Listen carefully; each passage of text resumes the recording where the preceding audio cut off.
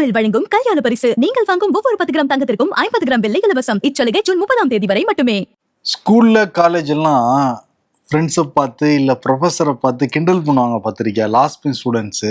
ஆமா, அந்த மாதிரி தமிழ்நாடு சட்டமன்றத்துல பின்னாடி உட்கார்ந்த திமுக எம்எல்ஏக்கள் அட்ராசிட்டி பண்ணியிருந்தாங்க.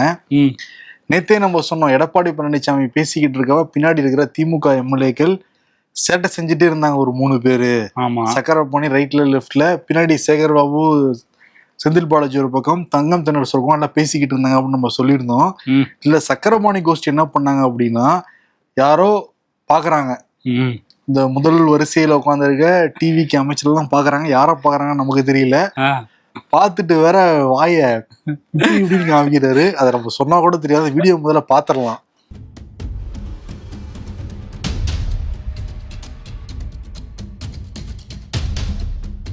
பாத்தியா, ஆகா பயங்கரமா இமிடேட் பண்றாரு.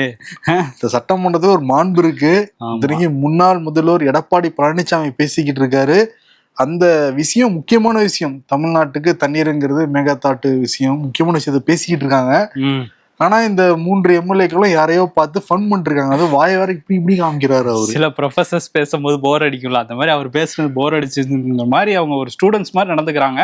பட் நீங்க சொன்ன மாதிரி சட்டமன்றத்துக்குன்னு ஒரு மாண்பு இருக்கு. அங்க வாயை அப்படி வைக்கிறது இப்படி வைக்கிறது, அது ஒரு படத்துல பார்க்க போட்டு துப்புற மாதிரி வடிவேல் பண்ணிட்டு இருப்பாரு. அந்த மாதிரி பண்ணிட்டு இருந்தாங்க. யார பண்ணிருப்பாங்க, அதுதான் அவரையா இருக்குமோ, அவரையா இருக்குமா இல்ல இவரையா இருக்குமாங்கிறதான் நமக்கு தெரியல. பட் எவரே ஒருத்தர் அவங்க பக்கம் இருக்கவங்களை பார்த்துதான் பண்ணியிருக்காங்க.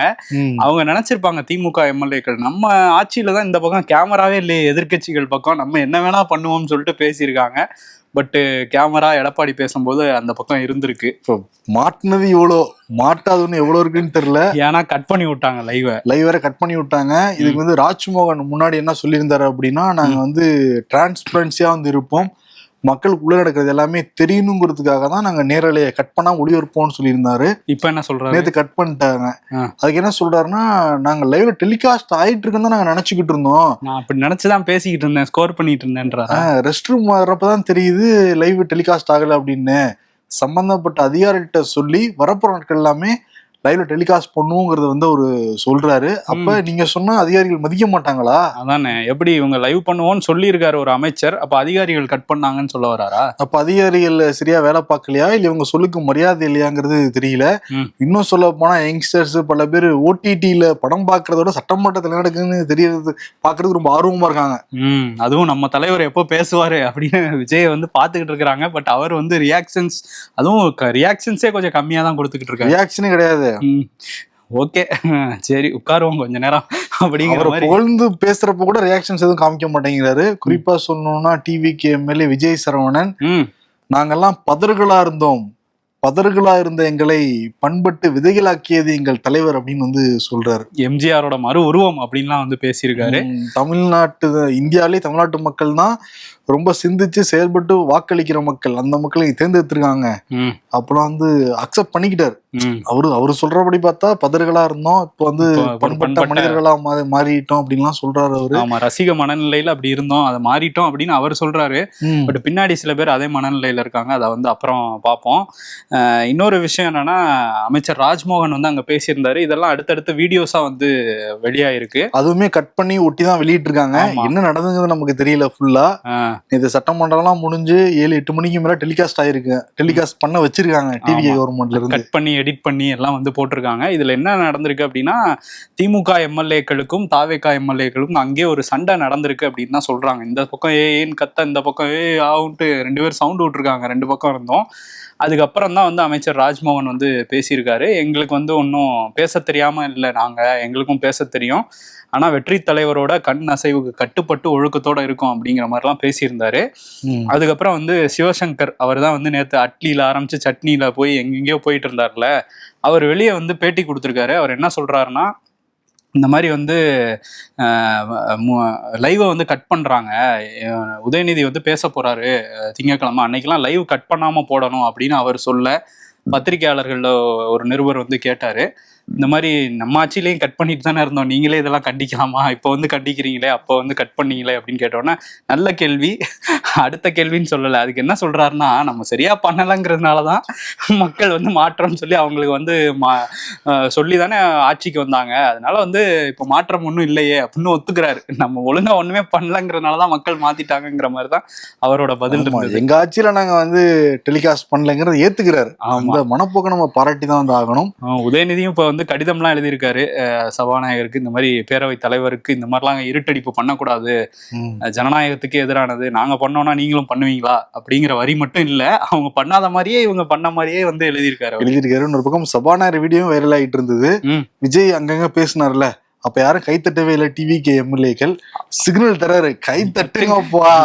2 நாள் ட்ரைனிங்ல என்னதான்பா பண்ணீங்க, இதை சொல்லித்தர மறந்துட்டாங்கன்னு நினைக்கிறேன். அதுல பல எம்எல்ஏக்கள் முன்னாடிதான் தட்டி பார்த்திருப்போம், சில எம்எல்ஏக்கள் சைட்ல எல்லாம் தட்டிக்கிட்டு இருந்தாங்க. இந்த காட்சியெல்லாம் நம்ம பார்த்ததே இல்லையே மாதிரிதான் இருந்தது. ஓகே, என்னன்னா இப்ப நம்ம நிருபர் ஸ்ரீ அவர்தான் சட்டமன்றத்தில் நடக்கிற நிகழ்வு எல்லாமே நம்ம கிட்ட சொல்லிக்கிட்டு இருந்தாரு, விடன் எழுதிக்கிட்டு இருக்காரு. அவர் நேர்ல பார்த்த ஒரு விஷயத்த வந்து வீடியோவா பேசியிருக்காரு, ஆர்டிகலா எழுதியிருக்காரு. இந்த சேப்பாக்கத்துலதான் எம்எல்ஏ ஹாஸ்டல் இருக்கு, அங்கிருந்து வந்து தலைமைச் செயலகத்துக்கு சட்டமன்றத்துக்கு பஸ் விடுவாங்க, எம்எல்ஏக்கு ஸ்பெஷல் பஸ் எல்லாம் விடுவாங்க. ஆளுநர் உரையப்ப 24 எம்எல்ஏக்கள் எம்எல்ஏ ஹாஸ்டல்ல இருந்து சட்டமன்றத்துக்கு போயிருக்காங்க. அடுத்தடுத்த நாட்களும் கம்மியா இருக்கு, மொத்தம் 5 பஸ் விட்டுருவாங்க, எல்லாமே ஃப்ரீ பஸ் தான்.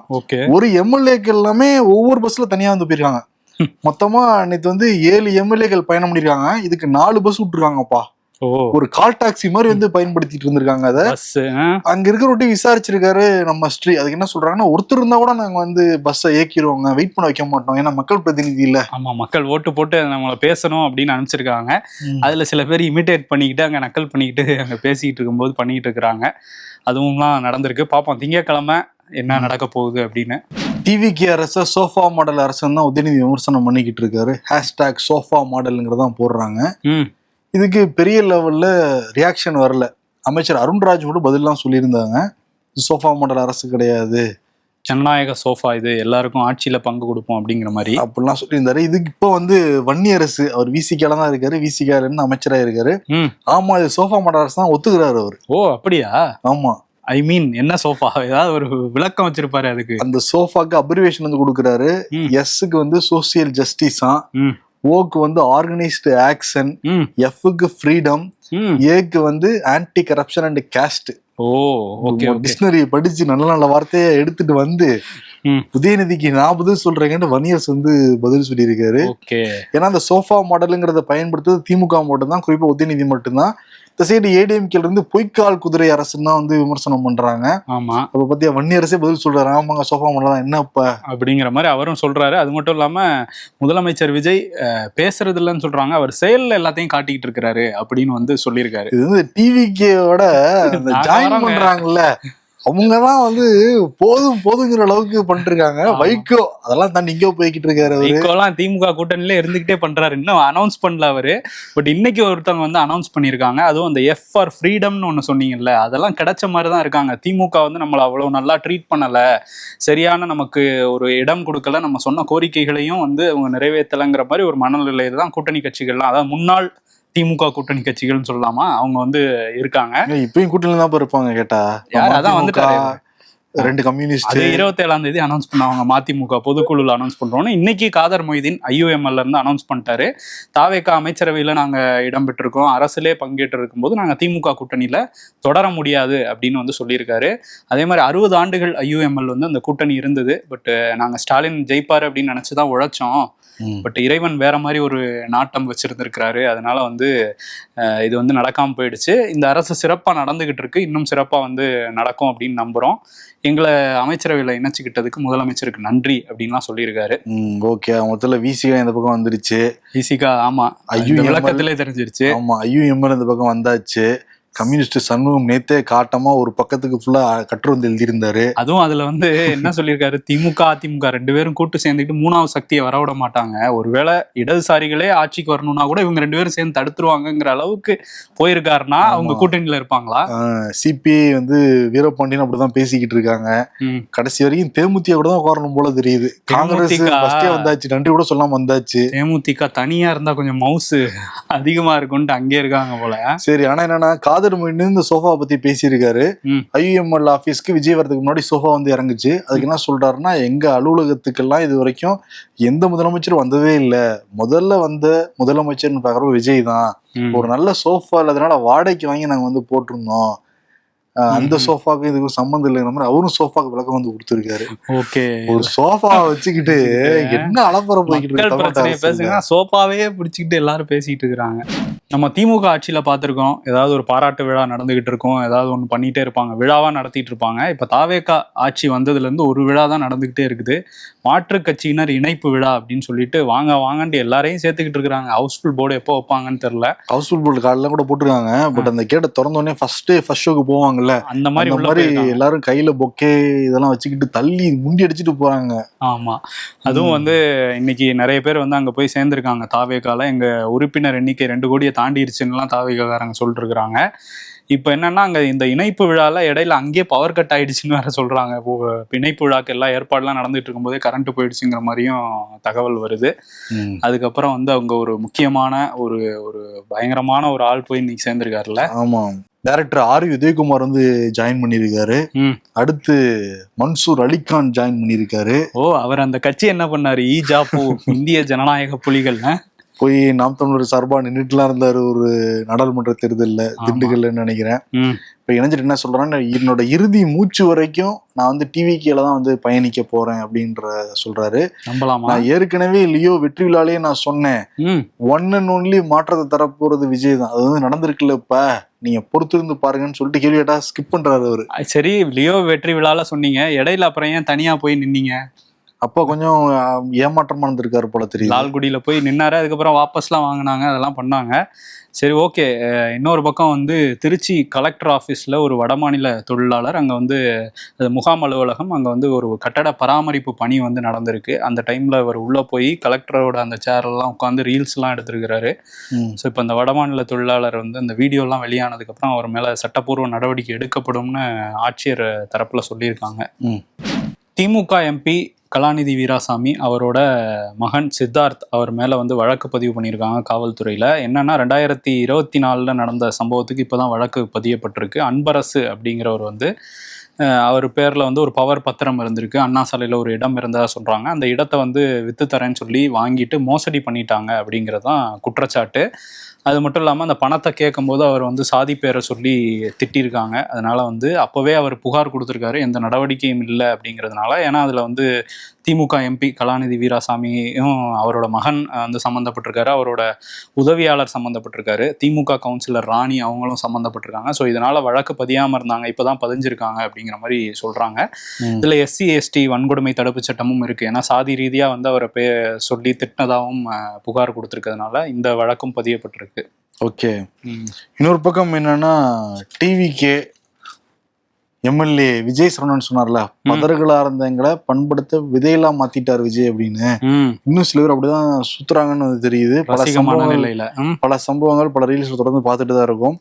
இப்ப யாரு வந்திருக்கா அப்படின்னா, திருவாரூர் மாவட்டம் டிவிகே உடைய துணை செயலாளர் அகிலன், திருத்துறைப்பூண்டி சட்டமன்ற தொகுதி பக்கத்துல இருக்கிற குன்னூர் ஊராட்சி ஏக்கல் பகுதியில அங்க ஊராட்சி ஒன்றிய நடுநிலைப் பள்ளி இருக்கு, அங்க போய் ஆய்வு பண்ணியிருக்காரு இவரு. ஒரு அரசு பணியில எதுலையுமே கிடையாது, நான் ஆய்வு பண்ணியிருக்காப்புல. அதுக்கப்புறம் இடும்பாவனத்துல போய் அங்க அரசு பள்ளி இருக்கு, அந்த அரசு பள்ளியில போய் வந்து ஆய்வு பண்ணது மட்டும் இல்லாம அங்க வந்து இவருக்கு பிறந்த நாள்னு தெரிஞ்சுக்கிட்டு பல பேர் வந்திருக்காங்க. அந்த அரசு பள்ளியிலேயே பைக்கை நிப்பாட்டி கேக் வெட்டி கொண்டாடி இருக்காங்க. அந்த வீடியோ வந்து வெளியே இருக்கு. முதல்ல நீங்க ஆய்வு பண்ண போனதே வந்து தப்பு, அதுவும் அரசு பள்ளியில போய் நீங்க கேக் வெட்டி கொண்டாடுறது அதோட ஒரு பெரிய தப்பு. இதெல்லாம் அதுல வேற பெரிய மாலை வேற, அது அரசு பள்ளியா இல்ல உங்க அலுவலகமாங்கிறது தெரியல. ஆமா, இதெல்லாம் வந்து இப்ப பிறந்த நாள் கொண்டாட்டம்லாம் அவங்க அலுவலகத்துல தான் வச்சுக்கணும், அரசு பள்ளியில வச்சுக்கிட்டு இருந்ததுன்னா அப்ப என்ன ஆட்சிக்கு வந்துட்டோன்னு ஒரு ஆட்டம் போட்டாங்கன்னா என்ன நடக்குங்கிறத நம்ம வரப்போற இடைத்தேர்தலில் கூட பார்க்கலாம். இந்த மாதிரிலாம் பண்ணிட்டு இருந்தாங்கன்னா அதே மாதிரிதான் இன்னொரு குரூப் வந்து என்ன பண்ணியிருக்காங்கன்னா, எங்க தலைவர் போட்டோவை வகுப்பறையில மாட்டணும்னு சொல்லிட்டு காஞ்சிபுரம் மாவட்டத்தில் உள்ள அரசு பள்ளியில போய் அங்க வந்து மாட்டியிருக்கிறாங்க. பொதுவா தலைமை ஆசிரியரோட அந்த அறையில வந்து இருக்கும் முதல்வர் படம்லாம், பட் வகுப்பறையில போய் மாட்டுறதுங்கிறது இதுவரையும் நம்ம நம்ம கேள்விப்பட்டதில்லை. இப்போதான் வந்து இந்த மாதிரிலாம் போய் பண்ணிட்டு இருக்கிறாங்க. அது ரீல்ஸாக எடுத்து வெளியிட இப்போ அதுவுமே சர்ச்சையாக இருக்கு. அண்ணாமலை வந்து என்ன சொல்றாருன்னா, இதெல்லாம் வந்து பாருங்க, இப்படிலாம் பண்ணிட்டு இருந்தாங்கன்னா பள்ளி கல்வித்துறையில ஏற்கனவே நிறைய பிரச்சனைகள் இருக்கு, அதை அமைச்சர் ராஜ்மோகன் சரி செய்யணும். ஆனா இவங்க இந்த மாதிரி போய் பண்ணாங்கன்னா அதெல்லாம் சரி செய்ய முடியாது. இதை வந்து முதலமைச்சரே விரும்ப மாட்டார் இப்படிலாம் பண்றத. ஆனா இதை கண்டுக்காம விட்டீங்கன்னா பெரிய பிரச்சனையாகுங்கிற மாதிரி சொல்லியிருக்காரு. நீட் தேர்வு ஏற்கனவே பல உயிர்கள் வந்து போயிருக்கு. ஆனால் இந்த இடைப்பட்ட 1 மாத காலம் நீட் தேர்வை ரத்து பண்ணதுலேருந்து இப்போ மறு தேர்வு நாளைக்கு நடக்க போகுது. இந்த இடைப்பட்ட 1 மாத காலத்தில் 12 மாணவர்கள் இந்தியா முழுக்க வந்து தற்கொலை பண்ணி உயிரை மாச்சிக்கிட்டு இருக்கிறாங்க. அதுக்கு காரணம் என்னன்னா, எல்லாருக்கும் ஒரு மன அழுத்தம். இப்போதான் அவ்வளவு ராப்பகலாக படிச்சிருப்பாங்க. படித்த நிறைய பெற்றோரும் வந்து அதில் பணம் செலவழிக்க வேண்டியது இருக்குது. கடன் வாங்கிலாம் செலவழித்து அவங்க வந்து படிச்சிருக்காங்க. இவங்க ஒழுங்காக நடத்தலை, அலட்சியமாக இருந்திருக்காங்க. அதுக்கு மாணவர்களோட உயிர் தான் இப்போ பலியாகிக்கிட்டு இருக்கு. இதில் இப்போ தமிழ்நாட்டில் ஏற்கனவே கோவையில் ஒரு மாணவி வந்து இந்த மாதிரி இறந்து போயிருந்தாங்க. இன்னொரு பக்கம் இப்போ வந்து சேலம் மாவட்டம் எருமபாளையத்தை சேர்ந்த 19 வயது மாணவி கோபிகா, அவங்களும் வந்து தற்கொலை செஞ்சு உயிரை மாச்சிக்கிட்டு இருக்கிறாங்க. தற்கொலை எதற்குமே வந்து தீர்வாகாது. அந்த May 3 நடந்த எக்ஸாம் கேன்சல் செய்யப்பட்டு இப்போ நாளைக்கு வந்து நடக்க போகுது. மாணவர்களும் ரொம்ப திருப்பி வந்து படித்து எக்ஸாம் எழுத போகிறாங்க. அதே அழுத்தம் பெற்றோர்களுக்குமே வந்து இருக்குது. பெற்றோர்களுக்கும் ஒரு ஆலோசனை தேவைப்படுது இந்த காலகட்டத்தில். இப்போ பார்க்குறப்ப இந்த டைம் நாங்கள் சரியாக நடத்திடுவோம், எந்த விதமான சொதப்பலும் இருக்காதுன்னா சொல்லிட்டு இருந்தாங்க மத்திய அரசு. இப்போ என்னன்னா, நாக்பூரில் ஒருத்தருக்கு வந்து ஹால் டிக்கெட் கொடுத்துருவாங்க, அபுதாபியில் போய் எழுத சொல்லியிருக்காங்க. அப்புறம் வந்து தெரிஞ்சுக்கிட்டு வயலான உடனே திருப்பி வந்து ஹால் டிக்கெட் நாக்பூர்லேயே வந்து மாற்றி கொடுத்துருக்காங்க. இன்னும் என்னென்ன குளறுபடிகள் இந்த தேர்வுலையும் பண்ண போறாங்கிறது வந்து தெரியல. மாணவர்களோட எதிர்காலத்தில் விளையாடிட்டு இருக்கு இந்த மோடி அரசாங்கம். அதனால தான் வந்து இந்த நீட் தேர்வுக்கு எதிராக, இந்த தேர்வு முறைக்கு வந்து எதிராக சிஜேபி பார்ட்டி தொடர்ந்து குரல் கொடுத்துக்கிட்டு இருக்காங்க. பல இடங்கள்லையும் வந்து போராட்டம் வந்து பண்ணிட்டு இருக்காங்க. இன்னைக்கு பாக்குறப்ப ஜந்தர் மந்தர்ல ஒரு பெரிய லெவல்ல போராட்டம் வந்து நடந்துகிட்டு இருக்கு. சிஜேபி பார்ட்டியை உருவாக்கிய அபிஜித் அவர் வந்து எல்லாம் தட்டு கரண்டியை கொண்டு வாங்கன்னு இருக்காரு. மோடி வந்து கொரோனா டைம்ல தட்டுக்கரண்டியை கொண்டு வாங்க, அடிச்சு கோவிட் விரட்டுவோம்லாம் சொன்னார்ல. இப்ப வந்து இதே தட்டுக்கரண்டியை கொண்டு வந்து பிஜேபி அடிச்சு விரட்டுவோங்கிற மாதிரி மாணவர்கள் வந்து இறங்கியிருக்காங்க அங்க. ஆமா, அது மட்டும் இல்லாம பிரதமர் மோடிக்கு ஒரு கடிதம் வேற எழுதியிருக்காரு அபிஜித் திப்கே. அதுல என்ன சொல்லியிருக்காருன்னா, 1 கோடி ரூபாய் இழப்பீடு கொடுக்கணும் இந்த தற்கொலை பண்ணி நீட்டால தற்கொலை பண்ணி உயிரிழந்த மாணவர்களுக்கு அப்படின்னு வந்து சொல்லியிருக்காரு. அது மட்டும் இல்லாம பரீட்சா பே சர்ச்சான்லாம் பேசிட்டு இருப்பார்ல, எப்படி இது எழுதணும் எக்ஸாம் எழுதணும்லாம் சொல்லி கொடுப்பாரு. ஆனா இவருக்கு சொல்ல மாட்டாரு, தர்மேந்திர பிரதானுக்கு போய் இப்படிதான் நடத்தணும்னு சொல்லி கொடுக்க மாட்டார் போல. இந்த மாதிரி மன் கி பாத் இதெல்லாம் பேசுறதை விட்டுட்டு மாணவர்களோட மன் கி பாத்தை கேளுங்க, அவங்களோட மனக்குமுறலை அப்படின்னு சொல்லியிருக்காரு. பதவி விலகணும் யாரு, தர்மேந்திர பிரதான் அப்படிங்கிறதுல உறுதியா இருக்காங்க. அதுக்கு தான் அந்த போராட்டத்தையும் இன்னைக்கு முன்னெடுத்திருக்காங்க. இன்னைக்கு குடியரசுத் தலைவர் திரௌபதி முர்முக்கு வந்து பிறந்த நாள். பிரதமர் மோடி, தமிழ்நாடு முன்னாள் முதல்வர் ஸ்டாலின், இப்ப முதல்வர் விஜய் எல்லாரும் வாழ்த்து வந்து சொல்லிட்டு இருக்காங்க. ஓகே, இன்னொன்று என்னன்னா, நாளைக்கு வந்து சர்வதேச யோகா தினம். இந்தியாவில் 100 இடங்கள்ல பிரம்மாண்டமா நடத்த திட்டம் போட்டிருக்காங்க மத்திய அரசு. உலகம் முழுக்க ஒரு 2500 இடங்கள் வந்து நடக்க போகுது. நாளைக்கு காலையில நம்ம ஒரு யோகா வீடியோ பார்க்க வாய்ப்பு இருக்கு. ஆமா, ஆனா அந்த பாறை வீடியோ தான் என் கண்ணில் நின்றுகிட்டே இருக்கு. பாறையில ஜீப் எடுத்து பண்றது கிளாசிக்ங்கிறது எப்பயாவது நடக்கும், அடிக்கடி எதிர்பார்க்க கூடாது. ஓகே சரி, நாளைக்கு கிளாசிக் நடக்குமா நாளைக்கு எதிர்பார்க்கலாம். ஓகே, வெயிட் பண்ணி பார்ப்போம். இன்னொரு பக்கம் வந்து ஜார்ஜியா மெலோனி, அவங்க வந்து இட்டாலியோட பிரதமர். அவங்க வந்து என்ன சொல்லியிருந்தார் ட்ரம்ப்னா, என்கிட்ட அவங்க படம் எடுக்க ரொம்ப கெஞ்சினாங்க, ஃபோட்டோ எடுத்துக்க அப்படின்னு வந்து ஒரு விஷயத்த சொல்லியிருந்தாரு. அதுக்கு அவங்க வீடியோவே இப்போ போட்டிருக்காங்க. நாங்கள் இட்டாலி வந்து யாருக்கிட்டையும் கெஞ்ச வேண்டிய அவசியம் இல்லை, இப்படிதான் வந்து பேசிக்கிட்டு இருக்கிறாரு, தேவையில்லாத விஷயங்களா அப்படிலாம் எதுவும் நடக்கலைங்கிற மாதிரி அவங்க மறுத்திருக்காங்க. இத்தனைக்கும் நட்பு நாடு நாங்க, எங்களே இப்படி டீஸ் பண்ணிக்கிட்டு இருக்காப்புல ட்ரம்ப். அதான் நேரடியா, ஆனா வந்து அவர் சொல்றது பொய் அப்படின்னா நேரடியா மறுக்கிறாங்க பாருங்க ஜார்ஜியா மெலோனி. அந்த இது வந்து அவங்களுக்கு இருக்குது. இன்னொரு அவங்களுக்கு மட்டுமா இருக்கு, உக்ரைன் அதிபர் ஜெலன்ஸ்கி ஒயிட் ஹவுஸ்ல உட்காந்து மறுப்பு தெரிவிச்சுட்டு வந்தாங்க. ஆமா ஆமா, இதுல நம்ம கொடுத்து வைக்கலப்பா. இல்ல ஜி வந்து அது ஏதாவது டிப்ளமசியா ஏதாவது பண்ணுவாரு அந்த மாதிரி. சரி, இந்த போர் கையை பிடிச்ச கை தட்டுறது இல்ல, இந்த வாட்டி என்னன்னா கட்டி கூட பிடிக்கலையா அந்த இதுல மீட்டிங்ல. இன்னும் கொஞ்சம் எப்பயும் வந்து பார்த்தோன்னா அப்படி கட்டி பிடிச்சுக்குவாங்கல்ல ட்ரம்ப்பும் மோடியும். ஸோ அதெல்லாம் நடக்கலன்றாங்க G7ல. அதே மாதிரி ட்ரம்ப் ஒபாமா அது ஒன்று புதுசா ஓடிக்கிட்டு இருக்கு. ஆமா, ஒபாமா என்ன சொல்றாரு அப்படின்னா, ஒரு நல்ல வாய்ப்பு இருந்தது, அவங்களே அணு ஆயுத தயாரிக்க மாட்டோம்னு ஒப்பந்தம் போட வந்தாங்க, அந்த வாய்ப்பை பயன்படுத்தினா அமெரிக்காவுக்குமே நல்லா தான் முடிஞ்சிருக்கும். இப்போ அவ்வளோ $1 பில்லியன் வந்து செலவழிச்சு இப்போ போர் முடிவடைஞ்சும் போருக்கு இருந்த நிலைமையோட இப்போ ரொம்ப மோசமான நிலைமையில தான் நம்ம வந்து போயிட்டு இருக்கோம். நல்ல வாய்ப்பை தவற விட்டுருச்சு ட்ரம்ப் கவர்மெண்ட்டுங்கிறத விமர்சனம் வந்து பண்ணியிருக்காரு. ஆமா, அதே மாதிரி அமெரிக்கா ஈரான் ஒப்பந்தம் சைன் ஆனாலும் இஸ்ரேல் ஒரு பக்கம் லெபனானை தாக்கிக்கிட்டே இருக்காங்க. அதுவுமே அந்த ஒப்பந்தத்துல இருக்கு, அங்கேயும் நிறுத்தணும்னு.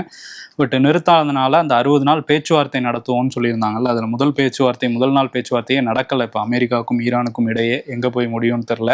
இன்னொரு பக்கம் காசால வந்து போன 2025 இறுதியிலேயே போர் நிறுத்தம் வந்துருச்சு. அங்கே வந்து தாக்குதல் நடத்த மாட்டோம் அப்படின்லாம் சொல்லியிருந்தாங்கல்ல இஸ்ரேல், அதையும் மீறிட்டு தான் இருக்கிறாங்க. கிட்டத்தட்ட அப்பையிலேருந்து 2025 அக்டோபர்லேருந்து இப்போ வரையும் 265 குழந்தைகள் வந்து கொல்லப்பட்டிருக்காங்க காசால மட்டுமே. ஸோ இது சராசரியாக பார்த்தா ஒரு நாளைக்கு ஒரு குழந்தைய வந்து கொன்னுட்டு இருக்கு இஸ்ரேலுங்கிறது தான் சொல்றாங்க. உண்மையாலுமே நெதன்யாகு ஒரு சைத்தான் தான் போல இருக்கு, சைக்கோ போல தெரியுது.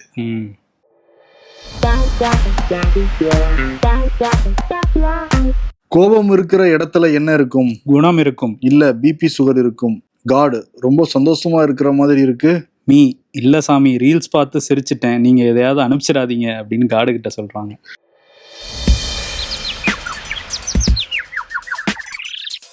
உப்பு சப்பு இல்லாத கூட்டத்தொடர், mind voice of R Ravi. நான் இருந்தாதாங்க ஆட்டம் சூடு பிடிக்கும்ன்றாரு போல.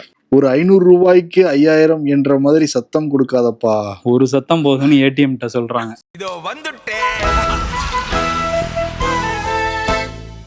இன்னைக்கு விருது அந்த அட்ராசிட்டி பண்ண 3 எம்எல்ஏகள் கொடுக்கலாம். துரை சந்திரசேகரன், சக்கரபாணி இவங்க எல்லாமே. பட் அதெல்லாம் தாண்டி இந்த மாணவருடைய வாழ்க்கையில தொடர்ந்து விளையாடிக்கிட்டு இருக்கு மத்திய அரசு.